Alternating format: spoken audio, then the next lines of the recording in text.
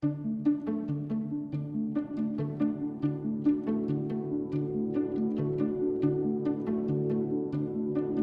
I was starting out, we weren't facing climate change. We weren't facing loss of diversity. There was a lot of the world that was kind of pristine. And so for me, it was magic.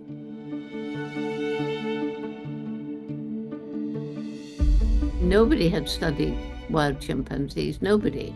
So everything was new.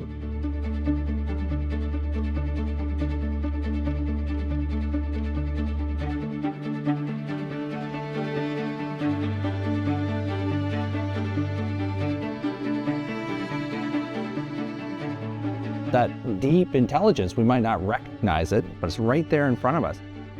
The idea was to be able to find people that are working on the ground, really cutting edge animal cognition and behavior research, people who might follow in the footsteps of Dr. Jane Goodall.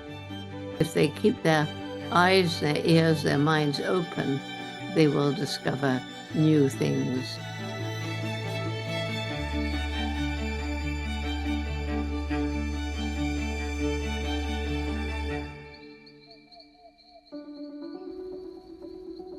Capuchin monkeys are extremely intelligent.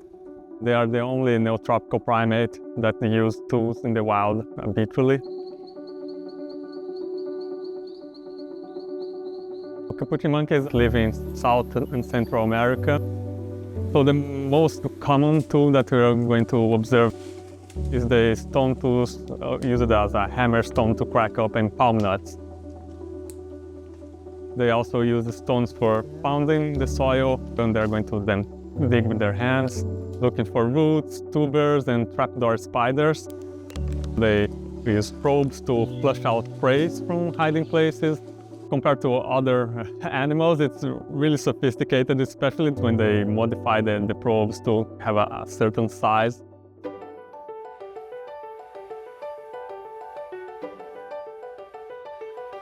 The aim of the project is to compare two of the populations that have the most diverse toolkit that we know for capuchin monkeys.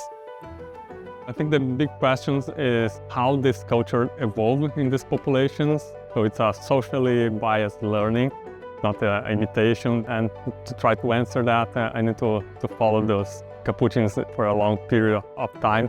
And this research now is going to allow that.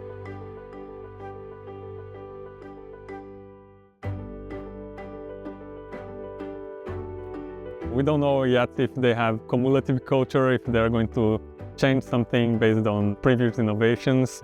That's something that would be interesting to see. One essential thing that we do is this multidisciplinary approach. So I'm working, for example, with archaeologists that are going to analyze the flakes that the monkeys sometimes produce when they're using stone tools, the archaeological record, see for how long they're doing that.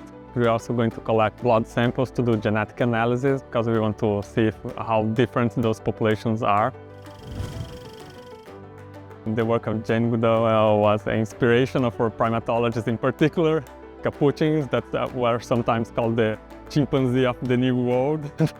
It's really exciting to follow her footsteps.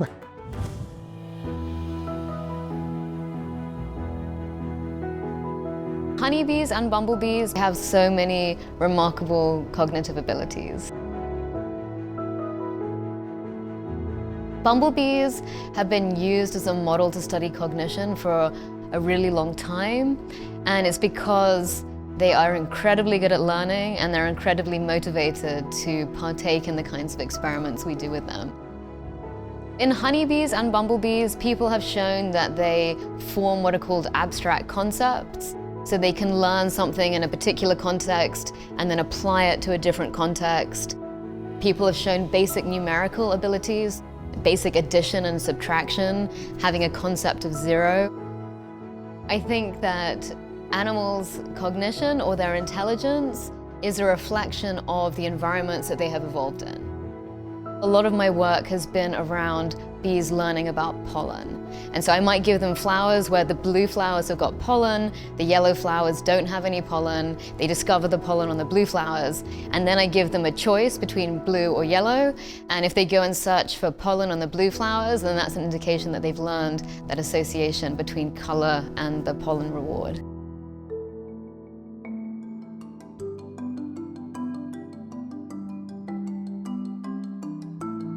While we know a lot about bumblebees at the colony stage, we know much less about these queens.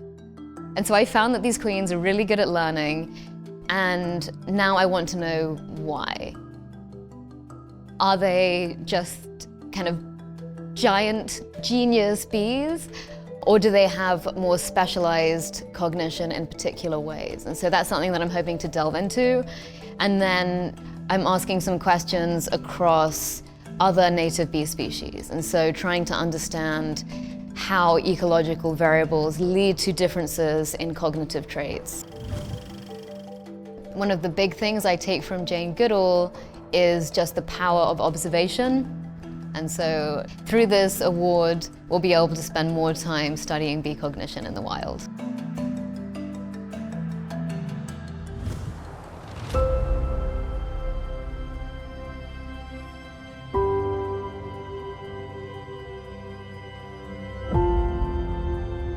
So I chose the cooperation between humans and wild dolphins because it's one of those examples where perhaps that clear boundary between humans and other animals are not so distinct.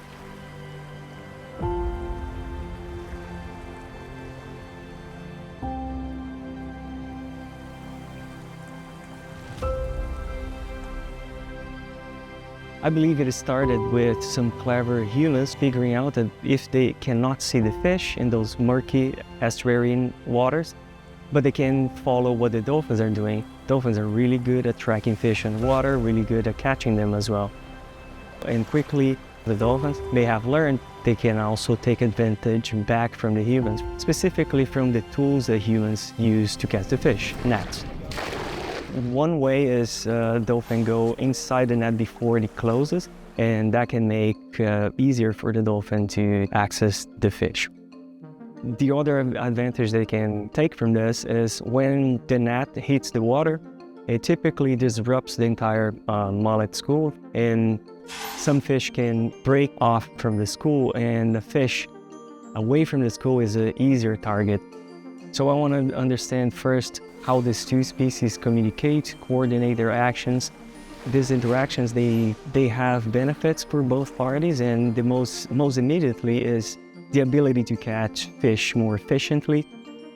But if you watch this over time, throughout decades, you also realize that the dolphins, for example, the ones that cooperate with artisanal fishers throughout their lives, they're more likely to survive to adulthood than the dolphins that do not cooperate with them. And the fishers, they also can reap other non-material benefits, such as a sense of cultural identity and a sense of pride from being a fisher who can cooperate with wild dolphins. So there are intangible benefits to it as well.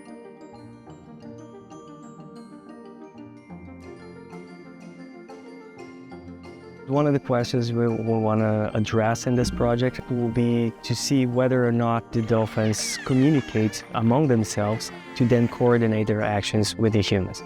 So we'll try and do this in this project by having an array of hydrophones, microphones that can record the sound underwater. Having grating sites, similar to what Dr. Jane Goodall had, it took time, so we feel very privileged to be able to study these interactions over the long run. Observation is unbelievably important, and not just the casual observation, but detail. Like I observed the chimps and made notes every 30 seconds. One of the beauties of this is that in emulating Jane, we're trying to give people real time on the ground to get the work done. They've got the time to really, really get to grips with whatever subject they are studying. And I think that makes all the difference in the world. I think in this day and age, more than ever, we need to just really fully understand and feel that we're part of a bigger system and we're not separate from that system. And these 3 people will really help us do that. Congratulations on being chosen. Never forget that each one of you and all of us on the planet, every day we make some impact, and most of us can choose what sort of impact we make.